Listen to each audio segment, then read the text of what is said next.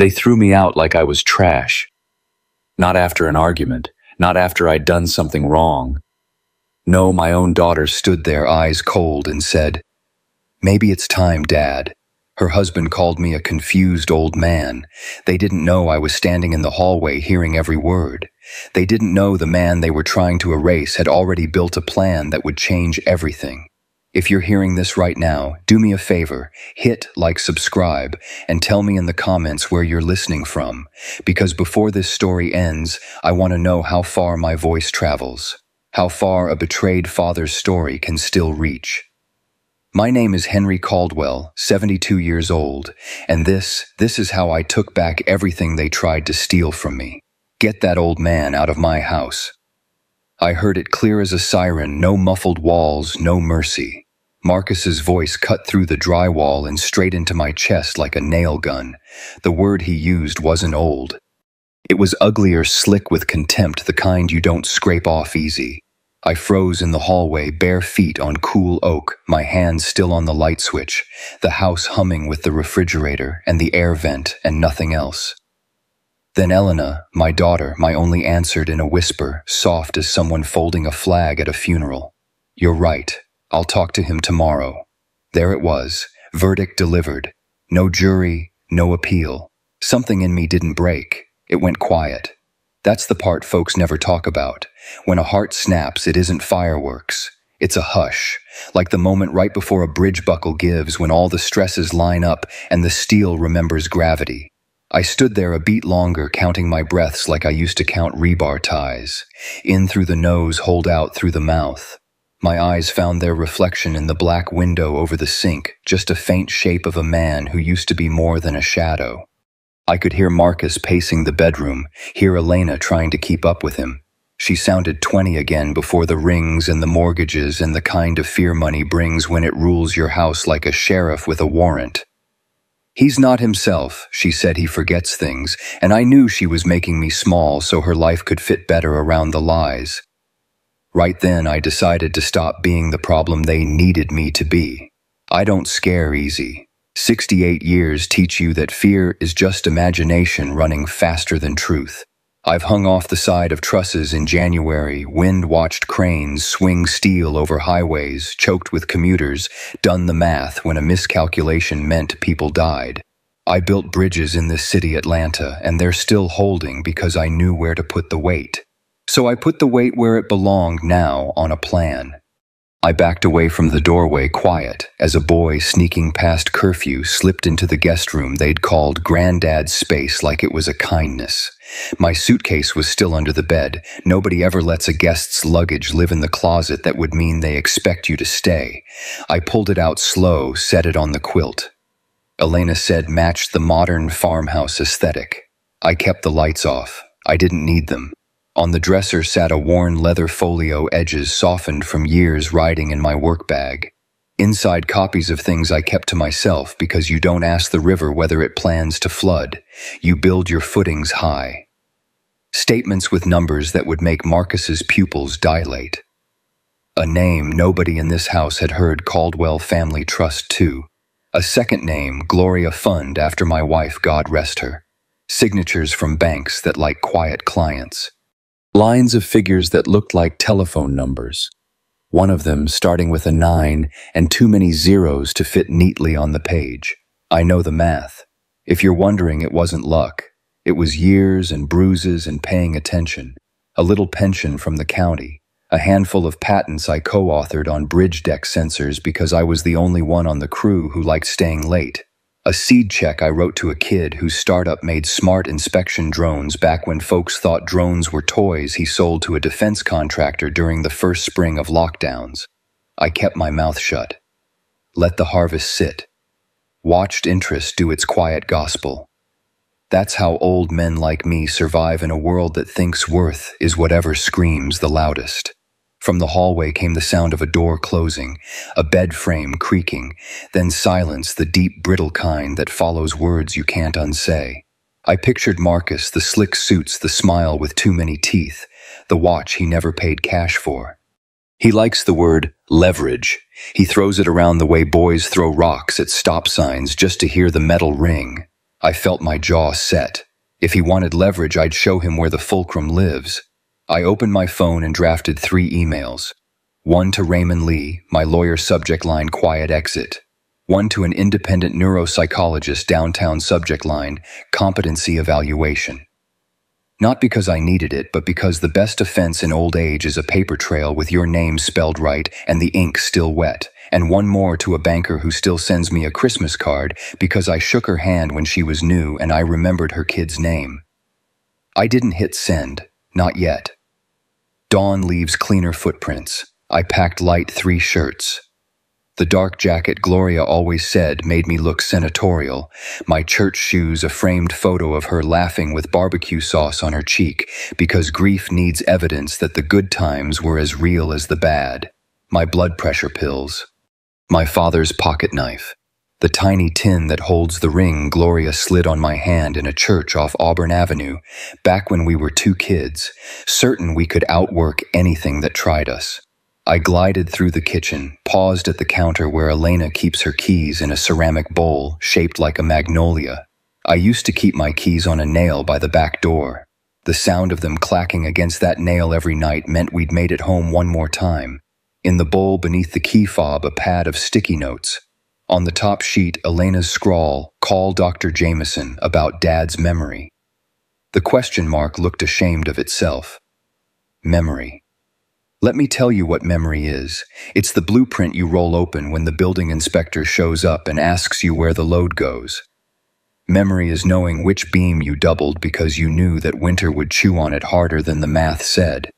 Memory is the face of your child, the first time she calls you daddy, and the sound of her voice when she's a grown woman whispering that maybe you're not yourself anymore because it's easier than admitting her husband is a bully in a tailored suit. I set the sticky note back exactly how I found it. Let them wonder if I saw. Let them worry. The fridge hummed. Streetlights threw a tired yellow across the marble island.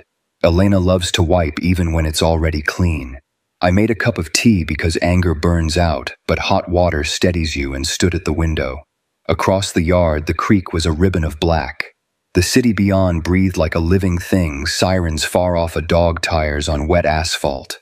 I watched the reflection of my own face hover over the dark glass and asked the man looking back if he had any fight left. He raised one eyebrow like he always has when he's about to say something his mama taught him not to. Tomorrow I would walk down that hall with my suitcase, kiss Ava and Noah if they were awake, and leave without slamming a door. I would not be escorted. I would not be begged. I would not be the storm. I would be the tide, steady, certain of force you don't notice until the shoreline has changed. I thought about calling Elena, about using the voice that used to fix her scraped knees and broken curfews. But there comes a day a father knows his voice is just another hammer in a house that loves the sound of breaking.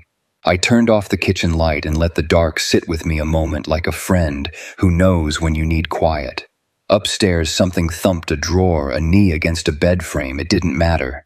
I could picture Marcus on his phone scripting the story, concerned son-in-law, fading father-in-law, safety care homes, good for everyone. He would have a spreadsheet by morning. He would have options. He would tell Elena it was mercy. He doesn't know me. He doesn't know that I kept my father's dignity when the VA forgot his name, that I learned how to say no when a no meant we ate beans this week and paid the mortgage anyway, that I stood beside Gloria while Parkinson's tried to steal her letter by letter, and we spelled her name together every night until it could not have her spirit. He thinks age is an empty wallet and a misplaced pillbox. He thinks leverage is making a woman he married choose between her blood and his swagger. Let him think. I closed the folio, laid it flat, tucked it into the suitcase lining where thieves never bother to look, right next to pajamas and the socks I darn myself, because some things are worth mending slow. Then I knelt beside the bed. My knees complained like old Union men, but still did the work. And I thanked God out loud for bridges that hold, for shoulders that have carried more than their share, for the kind of mercy that shows up disguised as a hard decision. I asked for a spine that doesn't bend tomorrow. I asked for a tongue that can hold its peace. I slept in snatches. At 3, the rain started thin at first, then sure.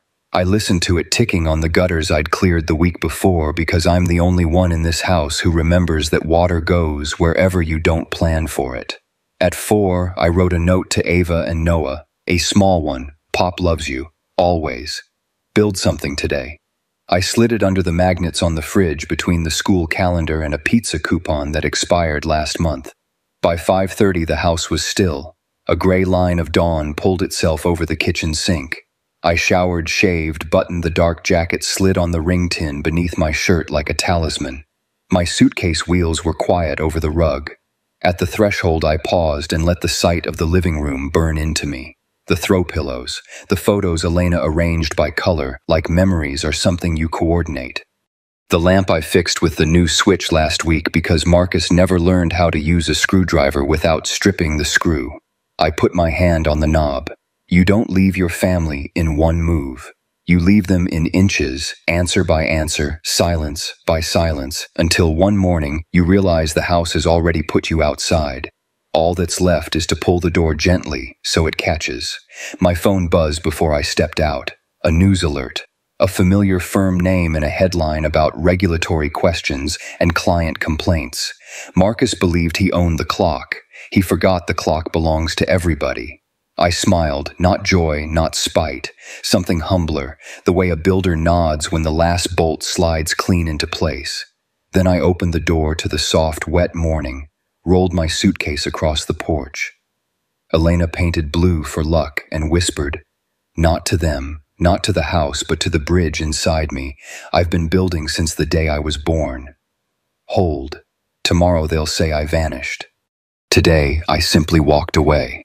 And before noon, every dollar Marcus never knew about will be farther out of his reach than the truth has ever been.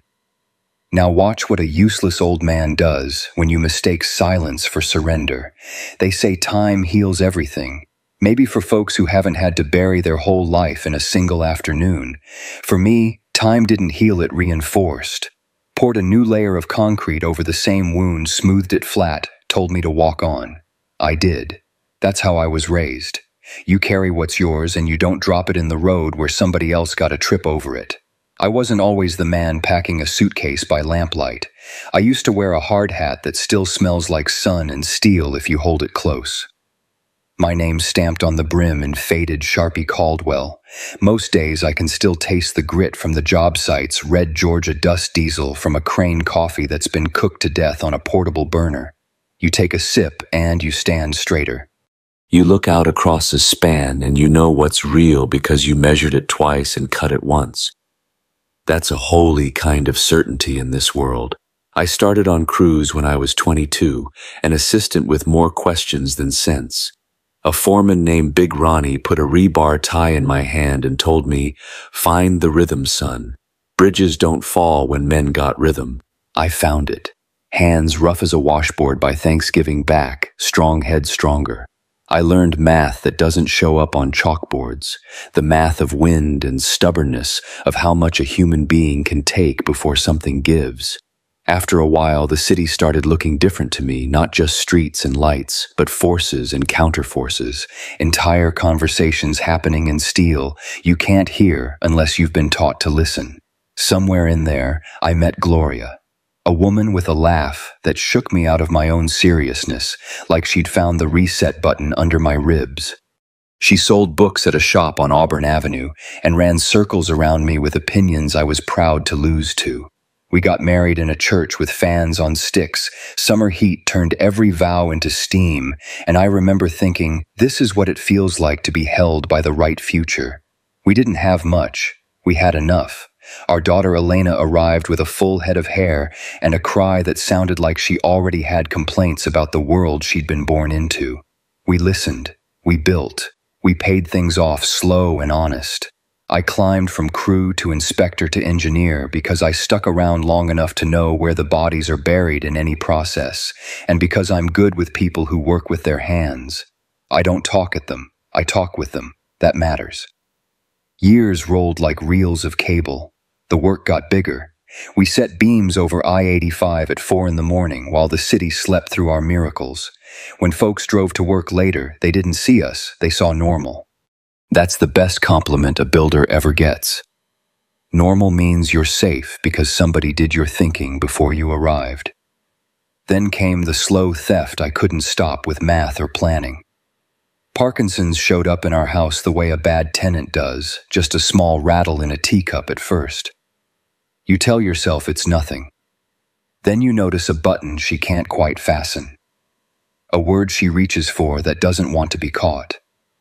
We saw a doctor who used careful language like it might hurt if he said it plain. It hurt anyway. We learned new vocabulary, new schedules, new ways for me to stand close without making her feel small. I adjusted my shifts. I cooked. I held her in the kitchen while a gospel station talked about mercy like it was a thing you could pick up on your way home. Gloria stayed herself longer than any of those pamphlets promised. Stubborn woman. She wrote little notes to me and tucked them into my lunch crooked hearts. Scripture, a joke that would land right when a supervisor started to bark. On good days, she danced with me, cheek on my chest, swaying like the old Stax records were playing inside her bones. On bad days, she cussed that disease in a whisper only God and I were qualified to hear, and then she would say, "Henry, you don't owe me pretty lies." So I didn't. I gave her the truth, wrapped in patience, held together with every tool tenderness has. When she passed, the house sounded wrong. Too much echo. The refrigerator hummed like it was grieving too. People came, people left casseroles stacked on the counter like bricks we didn't have the appetite to lay. The church sent flowers that looked like fireworks, the kind Gloria would have loved. I slept in short stretches and woke to the feeling that I'd left something on a stove that I needed to check it. The thing was love. It was burning down where I couldn't get to it. Elena asked me to move in 6 months later. Said the grandkids Ava and Noah would be better with me close. I told her I was all right. She told me that wasn't the question she asked. She's always been good at that, cutting straight to the part of you you're trying to hide. I said yes because sometimes pride needs to sit in the back seat and let family drive. I sold the house. Took pictures of every scuff in the hallway where Elena used to run, every nail hole where Gloria insisted a photo should go, even when I told her we'd end up with a wall that looked like a dartboard. I walked the empty rooms and thanked them for holding us. Then I handed the keys to a nice couple who didn't know they were buying a sacred site. Moving into Elena's home, I told myself this would be a new start, not an ending. The first weeks made me believe it. Ava tackled me after school like a linebacker with curls. Noah asked for stories about bridges and begged for the part where I almost dropped a wrench over the Chattahoochee because my glove snagged a burr. I fixed a leaky faucet, organized the garage, calibrated the squeaky sliding door, and made a pot of Sunday gumbo that fogged up the windows and had even Marcus asking for seconds like shame took the night off. But equilibrium doesn't always announce its end. It just shifts a degree at a time. You don't feel it until your ankles are working extra to keep you upright. Marcus started coming home later, talking louder into his phone about burn rate and alpha, like the kitchen needed a TED Talk. Elena's laugh stiffened.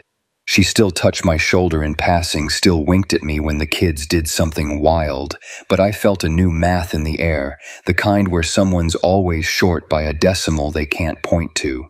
I told myself not to be sensitive. Grief will make you hear insults where there's only static. But then there were the little edits to routine that don't sound like much on paper and feel like a write-off in your chest. Fewer family dinners. More. We already ate text messages when I'd set the table.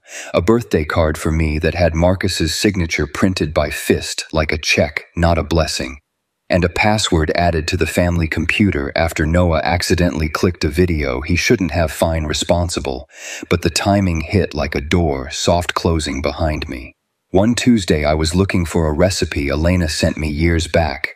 Her favorite lemon bars, the ones Gloria declared dangerous.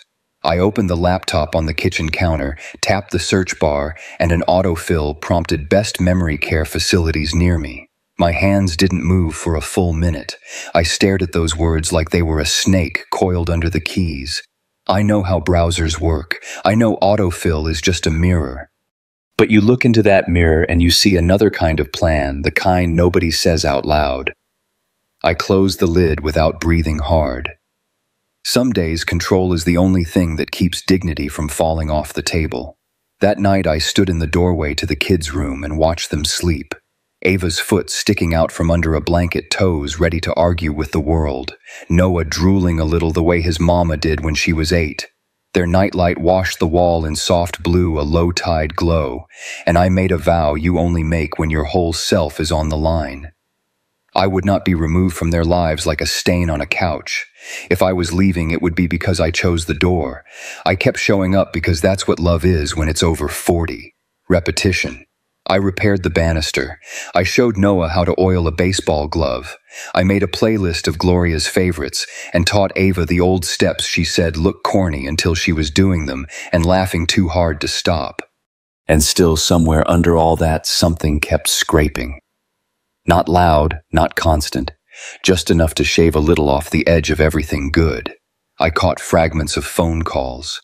Marcus saying, "It's not personal, babe, it's logistics."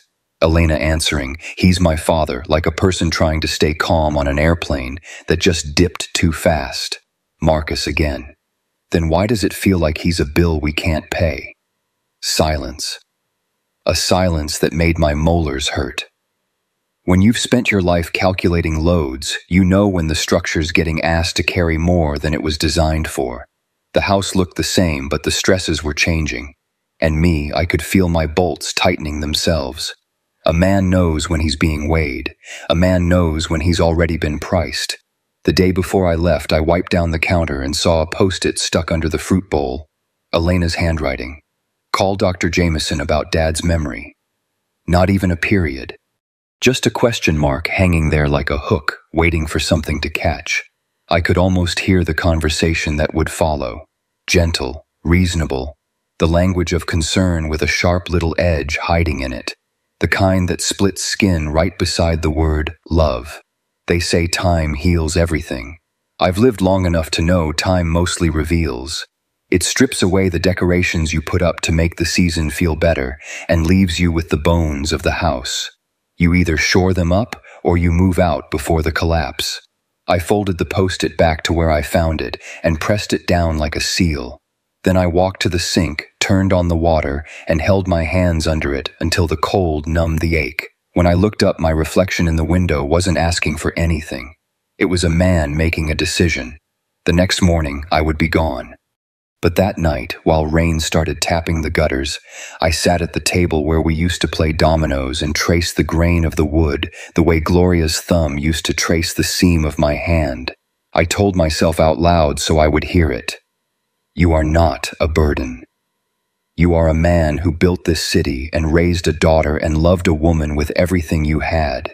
If they can't carry that with you, you carry it alone. And yet I could feel the bridge in me sway. Because a father's heart doesn't leave clean. It leaves in inches, and every inch remembers.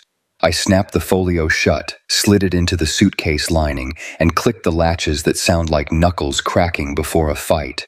Somewhere in the ceiling, a joist popped from the temperature change. Houses talk when you know how to listen. This one told me the load was shifting again. When I finally lay down, I didn't dream. Men like me save our dreaming for when we're awake enough to use it. But I did see one thing clear.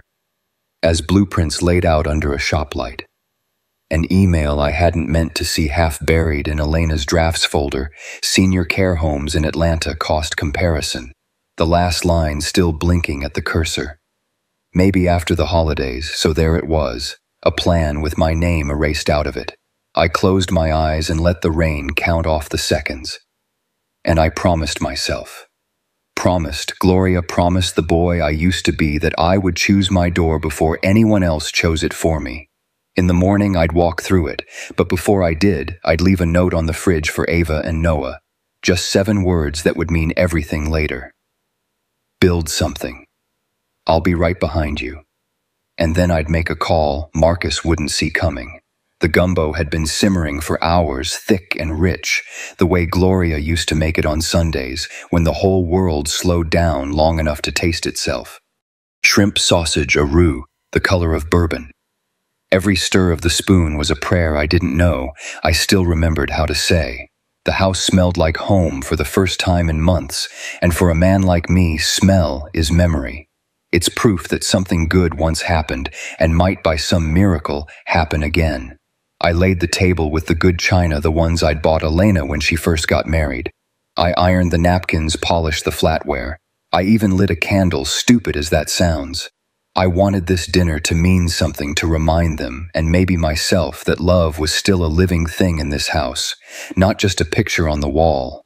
When the front door opened, I heard their laughter first. Light, careless. I smiled without meaning to until I caught Marcus's voice. "Man, that steakhouse hit different tonight," he said, keys jingling in his hand. My hand froze on the ladle. Elena's voice followed, softer, hesitant. "I told you Dad was cooking." "Then he shouldn't have bothered," Marcus cut in. "You can't keep letting him tire himself out in our kitchen. He's not 20 anymore." They rounded the corner into the dining room. Marcus's smile thinned when he saw the spread, the gumbo, steaming cornbread fresh from the oven, the whole table shining under the light I'd replaced myself just last week. "Well, would you look at that," he said, tone light but sharp underneath. "Guess we already ate, though." "Sorry about that, Henry." He said my name like it was an inconvenience. I wiped my hands on the towel and forced a small grin. No harm done. "Gumbo keeps. I'll just put it away for tomorrow." "Good idea," he said, loosening his tie, dropping it on the counter like he owned every inch of this place. "Don't tire yourself, old man, old man." That was the first time he'd said it to my face. The words didn't land like an insult. They landed like a fact, something that had already been decided while I wasn't looking. Elena's eyes flickered to me, then to the floor. She didn't say a word. I told myself to breathe. I told myself to remember what Gloria would have said. "Don't meet fire with fire, Henry. Let silence do the talking." So I nodded, cleaned up the table in front of them, packed away the meal that had taken me half a day to make. Each motion slow, steady, measured, the kind of patience that used to keep bridges standing through hurricanes. The kids came downstairs just long enough to ask if they could watch a movie in their rooms. I said sure. I didn't trust my voice for much more than that. When the dishes were done, I sat alone at the table. The gumbo had gone cold. The house had gone colder. I thought about every meal I'd ever shared with Gloria, how she'd hum between bites, how she'd reach for my hand without looking, just knowing where I'd be. And now, here I was, in my daughter's home, invisible at a table I'd set with my own hands. The ceiling fan clicked softly like a clock counting down to something I didn't yet understand. Later that night, I was brushing my teeth when I heard it, muffled voices from their bedroom. I didn't mean to eavesdrop, but when your name becomes the storm's center, your ears know before your pride does. Marcus's voice came first, angry, low. "This can't keep going, Elena. We need him out before he ruins our lives." Ruins our lives. My heart stumbled in my chest. I leaned closer to the door, toothpaste still burning my tongue. Elena's voice trembled. "He's my father, Marcus. You don't talk about him like that." "He's your father, yeah, and he's also liability. Do you want the kids seeing him like this, wandering around, cooking giant meals nobody asked for, forgetting things? He's losing it, Elena. That's not fair."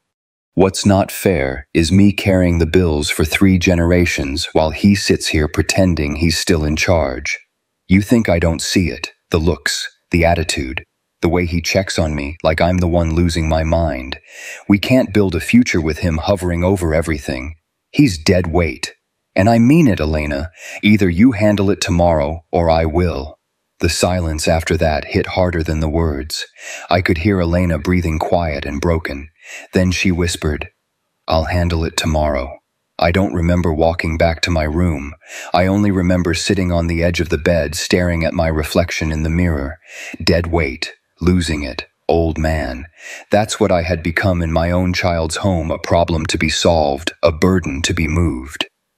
I sat there until the house fell silent, until the hum of the refrigerator became the only sound left alive. Then, without thinking, I went to the closet, moved aside the old coats, the shoeboxes, the things Elena never bothered to unpack. My fingers found the cold metal of the safe, small, heavy, forgotten. The combination still lived in my head, muscle memory from another life.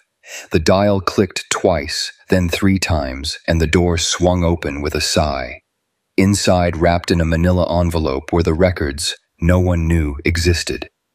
Investment statements, property deeds, offshore accounts. Every piece of my real life, the one I'd built brick by brick, while the world thought I'd retired into nothingness. $8 million, quiet money, smart money. Money I'd hidden not out of greed, but out of instinct. Because somewhere deep down, I must have known this day would come. I laid the documents out on the bed, the lamplight tracing every number like a verdict. The paper smelled like dust and foresight. They thought I had nothing left but my pension and my memories. They were wrong. I wasn't just a man waiting to be put away. I was a man who'd built bridges strong enough to outlast storms, and I was about to build one more. Not out of steel, out of strategy.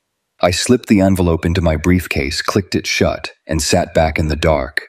The house creaked around me, but I didn't hear Marcus or Elena anymore. Just the slow turning of something inside me, like an engine waking up after too long in the cold. Tomorrow they thought they'd decide my fate, but tonight I had already decided theirs. Morning came with that gray kind of light that doesn't belong to any season. The air in the house felt stale, like it already knew I wasn't staying. I'd slept maybe an hour, sitting upright, clothes still, on one hand resting on the briefcase like it was a heartbeat I didn't want to lose track of. I made coffee the way Gloria taught me, strong enough to make your sins confess themselves, and sat at the kitchen table staring at the steam. My body was calm. My mind wasn't. When you've spent a lifetime building things that don't fall, you get good at sensing when something's about to. It was time to move.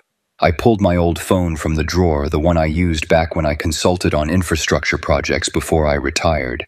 Nobody in this house even knew it still worked. I scrolled until I found a name I hadn't called in years. Raymond Lee. The man was sharp as a rivet gun and twice as reliable.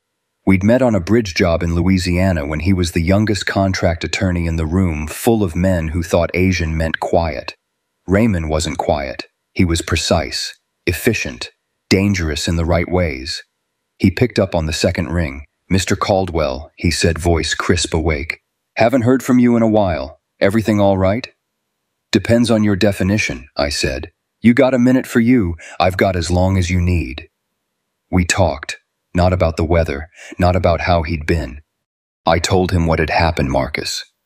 The conversation I overheard, the plan to push me out. I didn't dramatize it. I didn't have to. The truth already sounded like a screenplay nobody should ever live through. Raymond listened without interrupting. When I finished, there was a pause long enough for the sound of him breathing through his nose to mean something. "Henry," he said slowly, "I need you to be very careful. Marcus Green isn't just a slick son-in-law. I've heard his name before recently, and not in the way a man wants his name heard." I frowned. "Meaning what? Meaning he's already on a list?" "The SEC has been quietly looking into a hedge fund he's managing. Something about discrepancies in quarterly reports. Phantom investors' returns that don't line up. No official charges yet, but when the SEC whispers, the FBI usually listens next." I leaned back in my chair, the wood creaking beneath me. "So he's desperate." "Desperate and cornered," Raymond said. "And desperate men do stupid things, especially the kind who wear expensive watches and think they're bulletproof." I could almost see Marcus standing in his custom suit bragging about diversifying portfolios while he built a pyramid made of other people's money. "Raymond," I said, voice even, "I need to make sure if he tries to come for me or my accounts, he finds nothing but air." "I can do that," Raymond replied, already shifting into professional mode. "You still have that offshore structure we set up from your consulting years." "Still breathing," I said. "About $8 million in diversified assets. Quiet. Legal. Good. We'll move it. Create a new trust. Name it under your grandchildren. Ava and Noah, right?" I felt something loosen in my chest just hearing their names. "That's right." "I'll set it up under an irrevocable framework," Raymond continued. "Meaning neither Elena nor Marcus can touch it. No guardianship, no backdoor access, not even power of attorney. The money will exist, but it'll be invisible to anyone without clearance. Do it, I said. He hesitated. You sure you want to go nuclear this early? I'm 72, I said quietly. I don't play chess with thieves. I closed the board. He exhaled a sharp laugh without humor. Still the same man who wouldn't sign a bridge contract until every bolt passed his inspection. All right, Henry, give me 48 hours. I'll send a courier with documents. Not email paper. Sign in blue ink, not black. I nodded, though he couldn't see it, understood.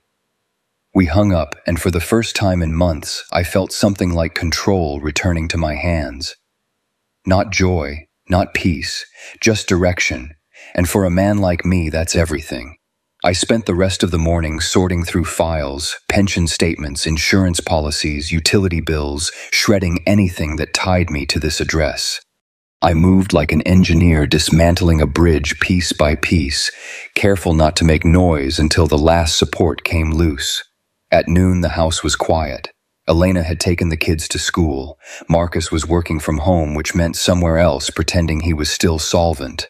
I went to his office anyway. Curiosity, or maybe instinct. His desk was a battlefield of receipts, investor portfolios, and an expensive whiskey decanter half empty. But what caught my eye was a manila folder sitting in the open printer tray, the header half visible, guardianship petition, Caldwell Henry. I froze. Inside copies of legal forms half filled, half forged, declaring me mentally unfit to manage my affairs. Attached was a fake physician's report from some neurologist I'd never met claiming early cognitive decline lapses in judgment confusion. The lies were detailed, surgical, professional. It wasn't a plan anymore, it was in motion. I took photos of every page. Quietly, methodically, like I was collecting evidence from a crime scene, which I was. My phone buzzed just as I put the papers back exactly how I'd found them. Raymond again. Henry, he said, voice low. We've got a problem.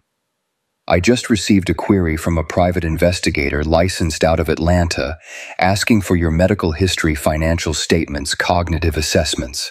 The request was made through Marcus's company email. My throat went dry. So he's already moving? Yes, he's building a paper trail to prove you're incompetent. Once that's established, he can file for legal guardianship and gain control over your estate. It's a tactic used in elder exploitation cases. Nasty but effective if you don't act fast. I looked around the room, the framed certificates, the smiling photos of him and Elena, the kids' drawings pinned on the wall beside a diploma that now looked counterfeit by association. What do you want me to do, Raymond? Get out, he said firmly. Before they can claim you're missing or incapacitated, you need to re-establish your residency somewhere else. A new address, new doctor, new bank contact. I'll take care of the rest. Can you trace his involvement in the SEC investigation? Already working on it. And Henry. What? Don't confront him. Not yet. Let the law handle it. I smiled to myself, bitter as burnt coffee. You know me better than that. Exactly, he said. That's what worries me. After the call, I sat back in Marcus's chair, spinning it slightly, letting the late light wash across the papers. My mind was already calculating timelines, probabilities, escape routes the way it used to on construction sites when every wrong angle could kill a man. He wanted to paint me as senile. He wanted my money. He wanted control. What he didn't know was that every bridge I ever built started from understanding where the weak points were. That afternoon, I packed what mattered. Clothes, documents, the photo of Gloria holding baby Elena, my father's old watch, a few tools I couldn't leave behind. Everything else could burn. By sunset, Raymond's courier arrived, a young woman in a dark coat, discreet as a shadow.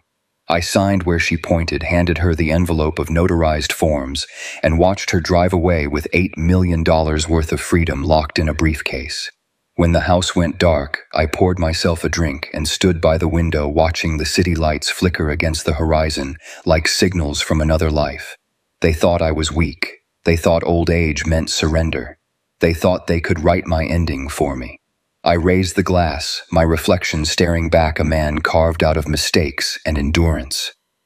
If they think I'm weak, I said softly, I'll show them what real strength looks like.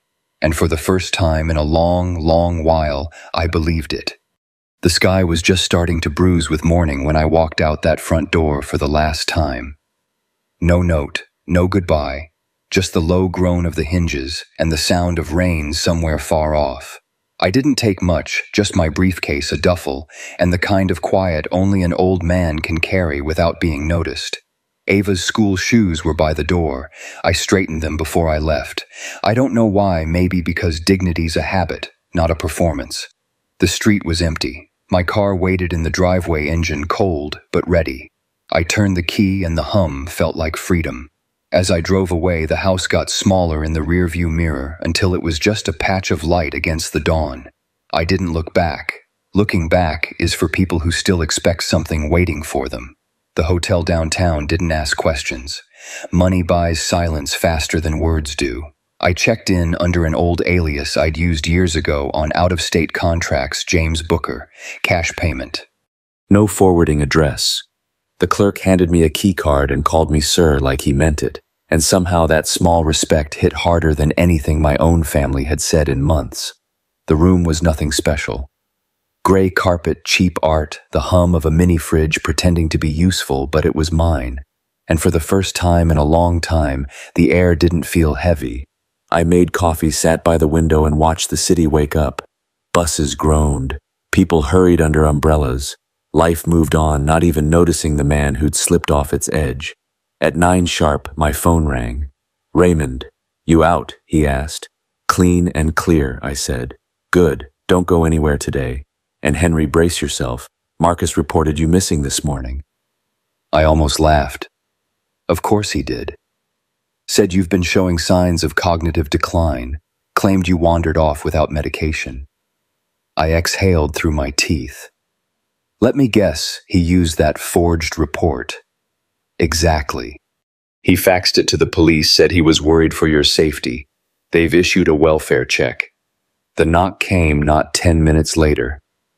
"Mr. Booker," a voice called through the door. "Atlanta Police Department." I opened it to find 2 uniformed officers standing there, hats dripping rain, polite but tense.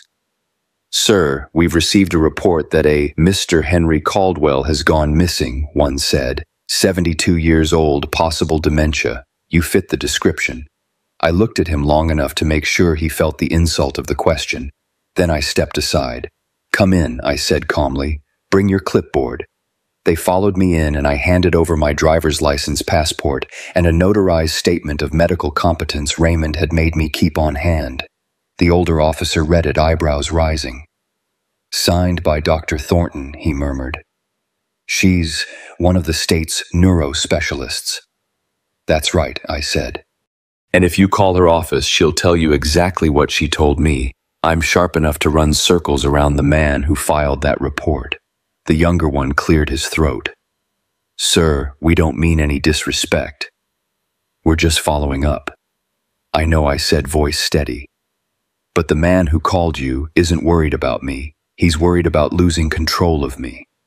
They looked at each other, uncertain. The older one sighed. "Well, everything seems fine here, Mr. Caldwell. You've got ID, coherent speech, solid documentation. I'll mark you as located and mentally competent." "Appreciate that," I said. "If you need a statement for your report, you can write this: elderly man found safe. Son-in-law's a liar." That got a laugh, small but real. They tipped their hats and left, still looking a little bewildered. When the door shut, I sat back down, the calm already cracking. My hands were shaking, not from fear, but fury. Raymond called again an hour later. "They just tried to file a petition for emergency guardianship. The court clerk flagged it, said the doctor's signature looked suspicious." I checked myself. "Henry, they forged a medical report under your doctor's name.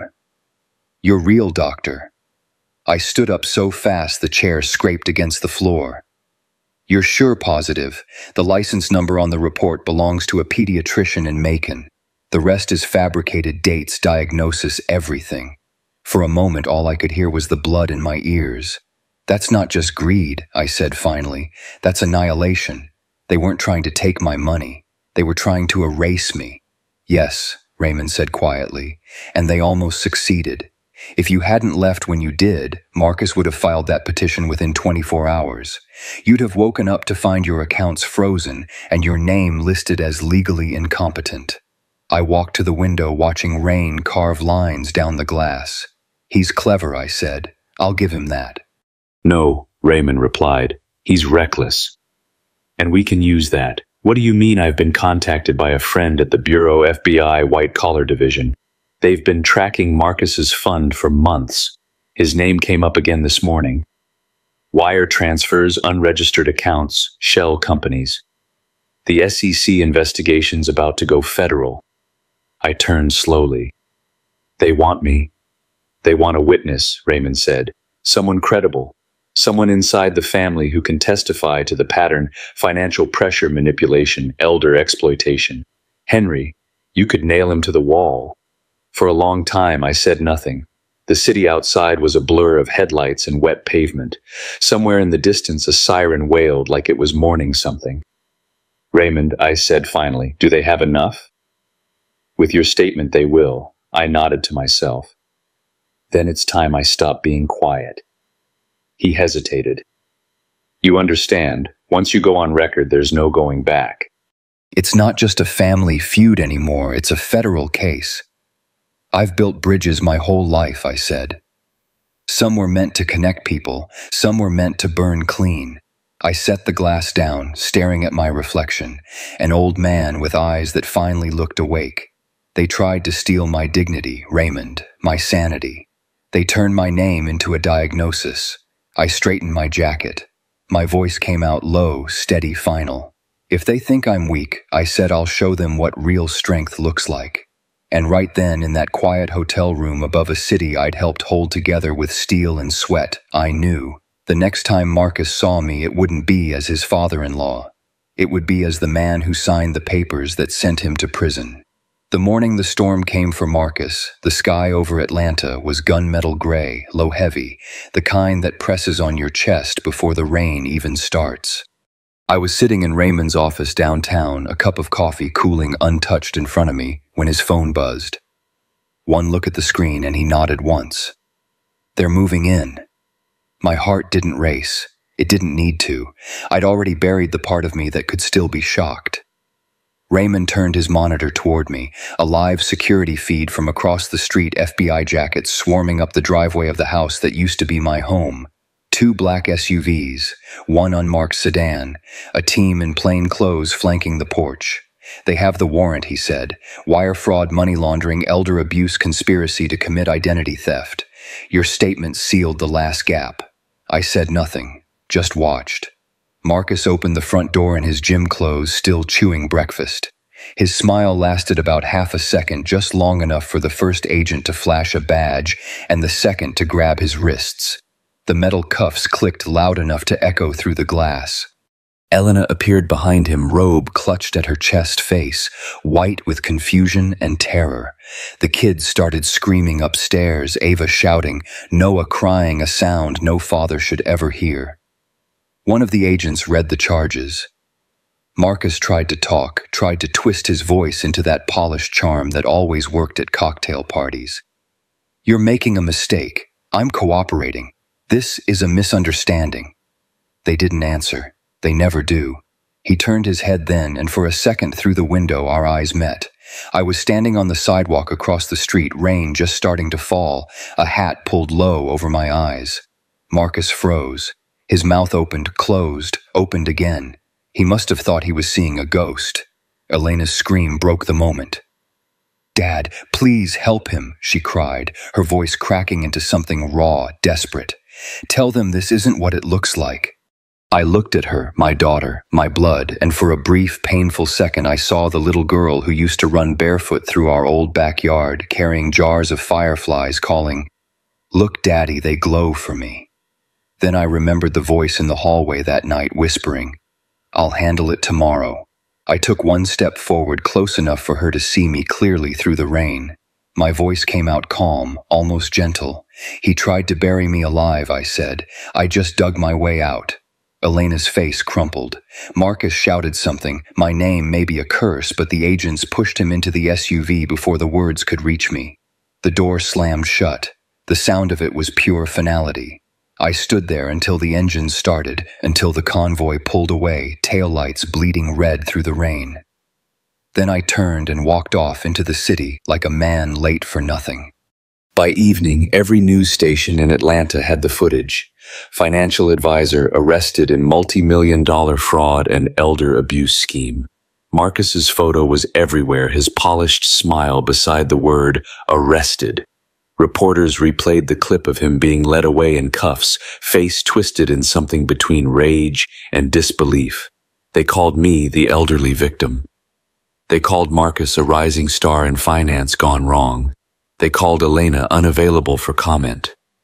What they didn't call any of us was what we really were, a broken family, trying to find oxygen after years of breathing in lies. Raymond texted me later that night. He's in federal custody, bail denied, assets frozen. You did good, Henry, but it didn't feel good. Victory rarely does when it costs you blood. I sat by the window of my hotel room, the TV flickering on mute. The city lights spread out below me like a map of every choice I'd ever made. Rain streaked the glass. Somewhere down there, life kept going. 2 days passed before I got the letter. It was hand-delivered by a courier in a navy jacket. No return address, but I recognized Elena's handwriting before I even opened it, elegant, looping the same way she used to sign her drawings when she was 10. I tore it open slowly, like peeling a bandage off skin that still remembers pain. Dad, I don't know how to start this. Everything feels like it's coming apart. Marcus says he's innocent. The lawyers say it's complicated. I don't even know what's true anymore. The house is quiet. The kids keep asking where you are. Ava doesn't sleep. Noah thinks you're angry at him. I know I let you down. I didn't see what he was doing. Maybe I didn't want to. Maybe I was just scared of losing the life we built. I told myself you were safe with us, but I see now you weren't. You were surviving. Dad, please, help him. Help me. He made mistakes, but he's still my husband, the father of your grandchildren. If you could just talk to someone, say, he's not dangerous. They might show mercy. I'm begging you. I don't expect forgiveness. But I can't bear to think I've lost you forever. Love, Elena. The paper trembled in my hands, not from age, not from weakness, but from something older than both disappointment. I read it twice, once as a father, once as a man. Then I folded it carefully, placed it in the fireplace of the hotel lounge downstairs, and struck a match. The flame caught slow, curling the edges inward, turning the ink to smoke. I watched it rise, thin, gray, fleeting, like the last ghost of a love that didn't know how to live right. Forgiveness, I said softly, is earned, not begged for. The paper turned black, then nothing. I sat there a while longer, staring into the empty hearth, until the only sound left was the faint hum of the city outside, indifferent, endless, alive. And somewhere out there, a man named Marcus Green was sitting in a federal cell, wondering how it all fell apart. He'd find out soon enough, because I wasn't finished yet. The courthouse smelled like old wood and nerves, that sterile scent of justice paper dust and sweat pressed into marble over decades of broken promises. They called it United States v. Marcus Green, but it might as well have been called the price of silence. He sat at the defense table in a navy suit, the same smug tilt of his chin he used to wear at family dinners. The cameras loved him. The reporters did too. Even in handcuffs, Marcus had that salesman's gleam, the kind that fooled everyone until the math finally caught up. Elena sat behind him, pale, sleepless, her hands clutched around a tissue that hadn't done its job in hours. She looked smaller than I remembered. Grief will do that, shrink a person until even their shadow looks tired. When they called my name, the courtroom shifted. Heads turned. A low murmur moved through the crowd like wind through dry grass. I walked to the stand without looking at Marcus. Without looking at Elena, just forward step by step the way I'd done my whole life when there was work to be done. Mr. Henry Caldwell. The prosecutor said, "You understand. You're under oath, I do." You're 72 years old, correct? Yes. And the defendant is your son-in-law. For now. Laughter rippled through the gallery. Small, nervous, quickly hushed by the gavel. The prosecutor nodded. Mr. Caldwell, can you tell the court in your own words, when you first became aware that the defendant was attempting to defraud you? I looked down at my hands, old and steady, the same ones that had built bridges and buried a wife. When he stopped calling me Dad, I said quietly, that's when I knew something had changed. The room stilled. You could hear the clock on the wall ticking. Then I told them everything, how Marcus had forged medical documents filed for guardianship, funneled funds through dummy corporations, and used my name to open accounts. I described the night I heard him whisper, "We need him out before he ruins our lives." I spoke without anger, without theatrics. I didn't need them. The truth already weighed enough. When I finished, the prosecutor nodded. No further questions, Your Honor. The defense attorney stood a slick young man who looked like Marcus used to before life started charging interest. Mr. Caldwell, he said smoothly, you're a proud man, aren't you? I like to think I earned the right to be. He smiled. Of course. But pride can cloud memory. Isn't it possible you misinterpreted events? That my client, your son-in-law, was simply trying to manage family finances responsibly? If that's what you call forging a doctor's signature and faking a diagnosis, I said, then yes, he managed plenty. A few muffled chuckles quickly silenced. The lawyer's smile thinned. You also mentioned investments, offshore accounts, $8 million in unreported assets.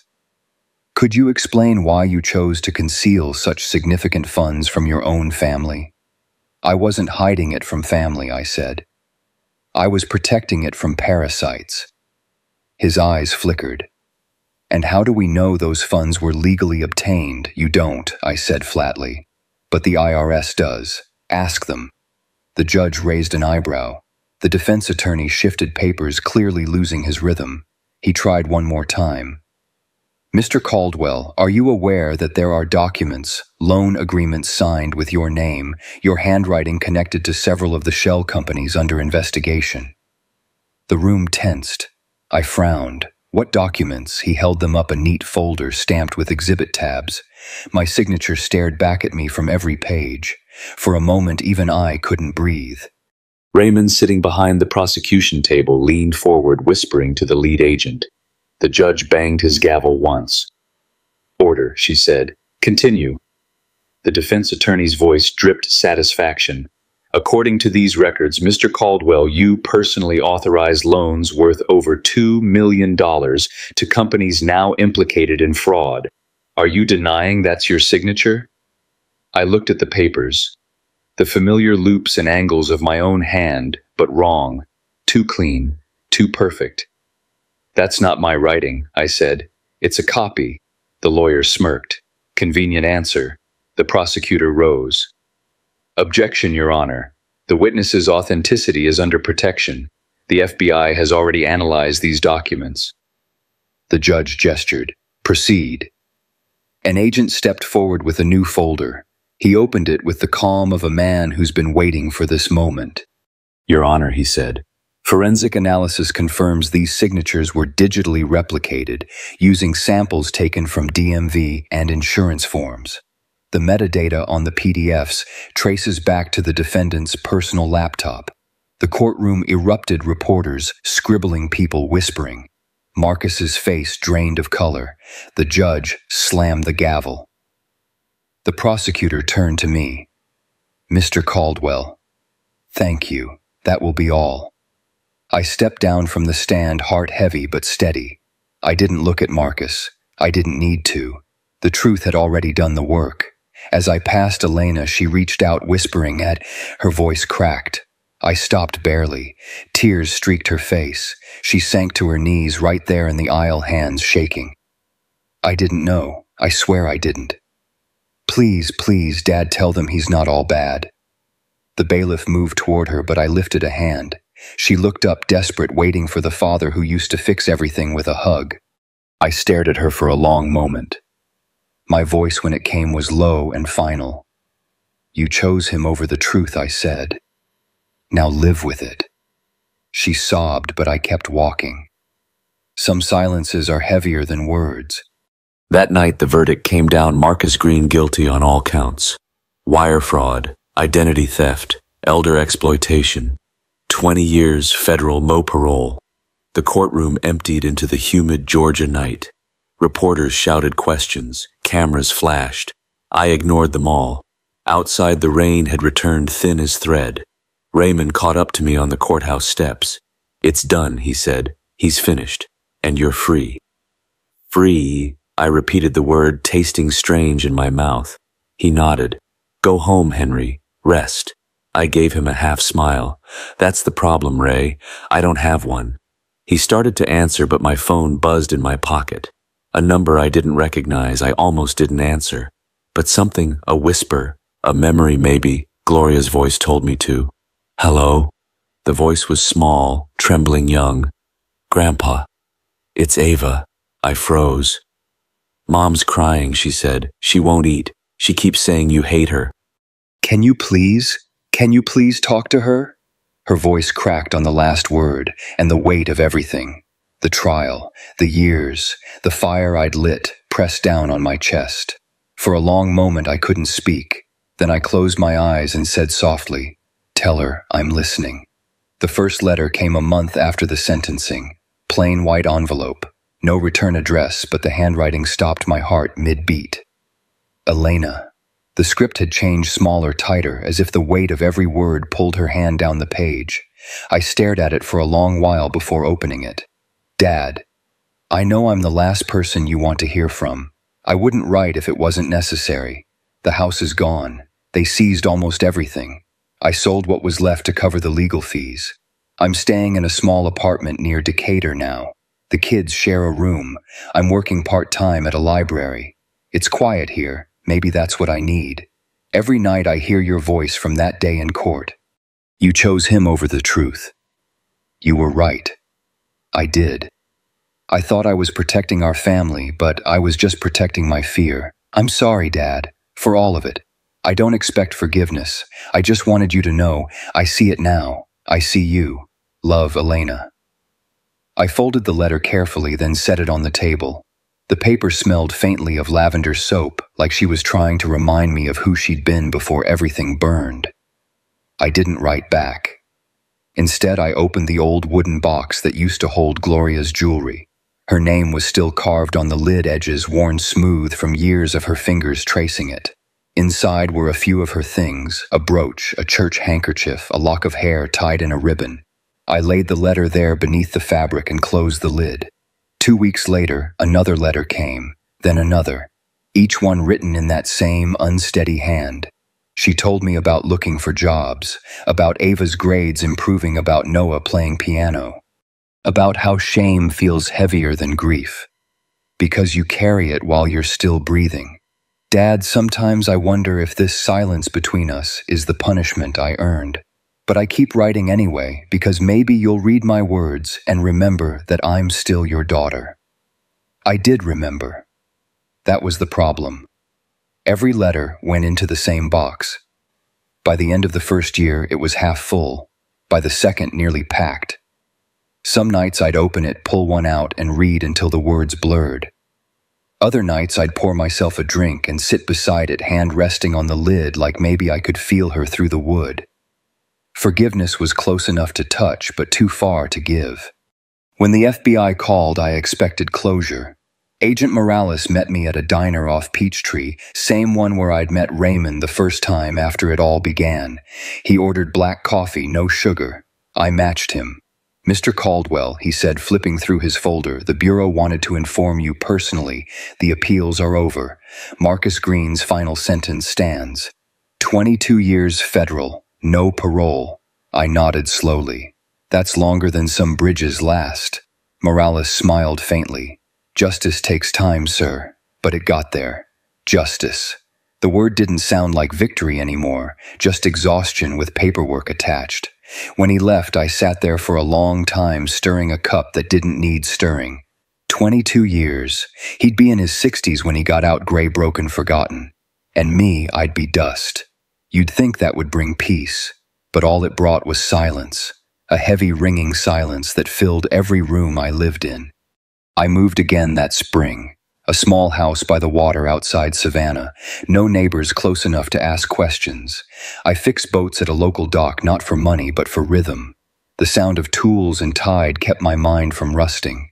The letters still came, fewer now but steady. I didn't open most of them anymore, just placed them in the box with the rest.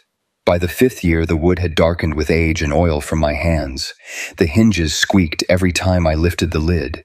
Inside were dozens of envelopes stacked like sediment layers of guilt, love, and time. On nights when the loneliness came too loud, I'd imagine Gloria sitting beside me, the way she used to, her hand on my knee, saying, "Henry, you can forgive without forgetting. But you can't heal without forgiving." I'd whisper back, "I'm trying, baby. I'm trying." Then one quiet Sunday morning in May, there was a knock at my door. 3 raps, polite, uncertain. When I opened it, the sunlight hit her first. Ava.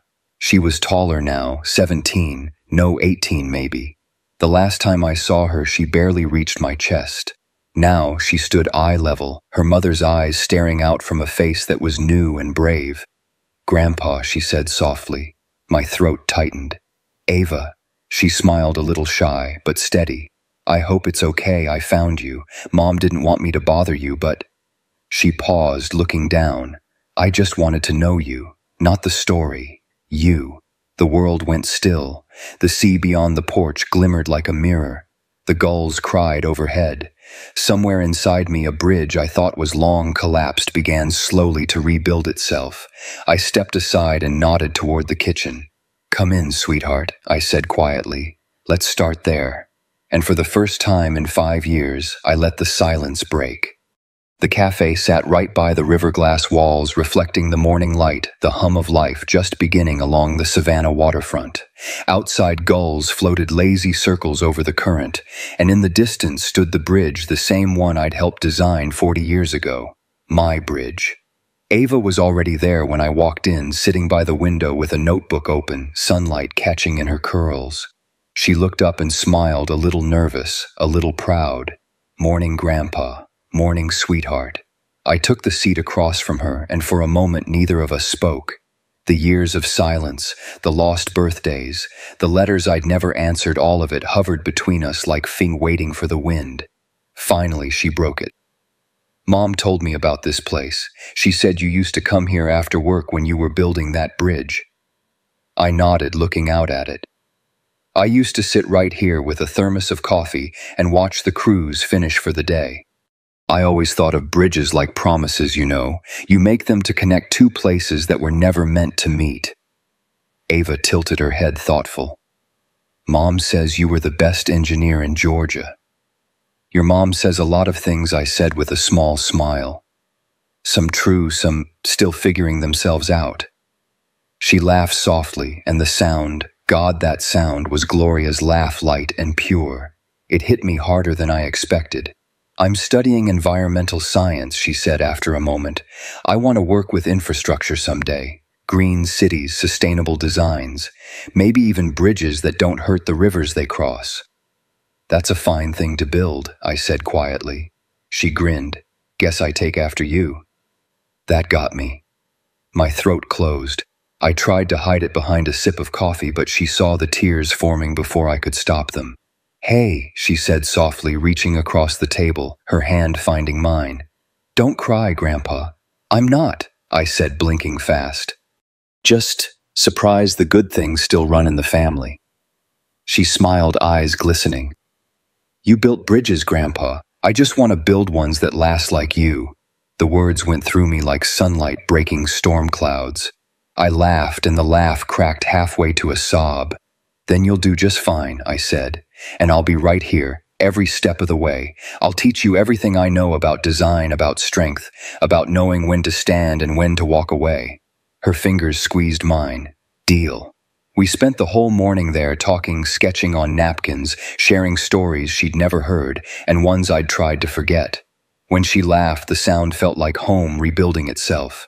At noon, the light shifted, gold pouring across the river. We walked outside, side by side. The bridge stretched above the water, every steel beam glowing warm in the sun. I leaned on the railing, looking out at it, solid, patient, unbroken. Ava stood beside me. "Do you miss it?" she asked. The work every day, I said.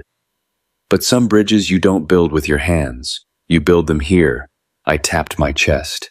"Takes longer, hurts more, but they last." She leaned her head on my shoulder. "I think Grandma would be proud of you." "Yeah," I whispered. "Maybe she'd be proud of both of us." We watched the river flow beneath us, carrying away everything that didn't need to stay. The sky deepened into amber, and for the first time in a long time, I felt peace. Not the kind that comes from winning, but the kind that comes from finally letting go. I looked out at that bridge, my bridge rising against the setting sun, and the thought came to me clear as a prayer. They tried to take everything from me, my mind, my dignity, my worth. But I built bridges, and this time I built one they can never tear down. The light turned red, then gold, then gone.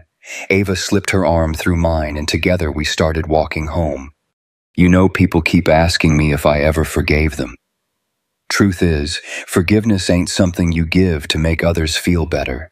It's something you earn when you finally understand the pain you caused. They tried to take my dignity, my peace, even my name, but I'm still here. And sometimes the sweetest revenge isn't loud, it's living well, with your head high and your soul clean.